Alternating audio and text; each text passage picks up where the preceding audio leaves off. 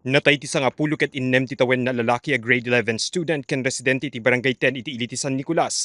Kalpasan an aksidente ti maneho na motorsiklo iti National Highway asakupen ti barangay 19 iti medlaeng na sa Ili.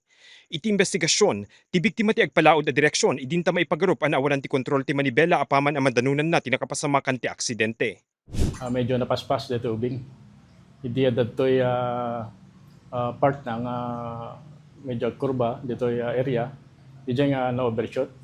Insigida na itaray ti biktima iti balay pagagasan, ngem saan na nalasatan digiti nakaro a sinagaban na sugat iti naduma-duma paset ti bagina ken ulo na. Basar pay ti pulisya, awan ti nakita da a lisensya ken rumrumwar nga awan ti usar na nga anyaman na safety gear ti biktima kas ti helmet idi mapasamak ti aksidente. Awan nakita tayong protective helmet na dito'y driver.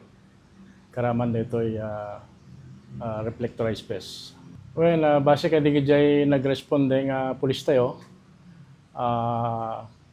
Dati kwa maangot da, medyo biktima po kete ada agot na nga kwa na nasangir.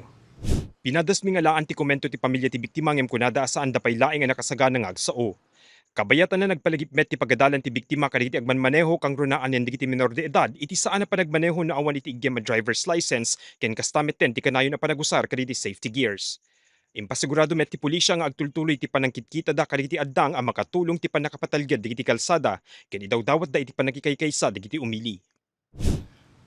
Dito'y PCR section tayo kaya nagtultuloy iti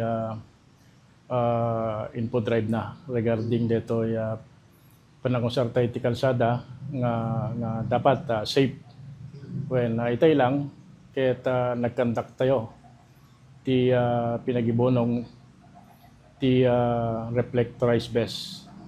No nakainomdan may mayat nga anda agdra-drive. Aglalalo no motorcycle awan pa'y protective helmet da.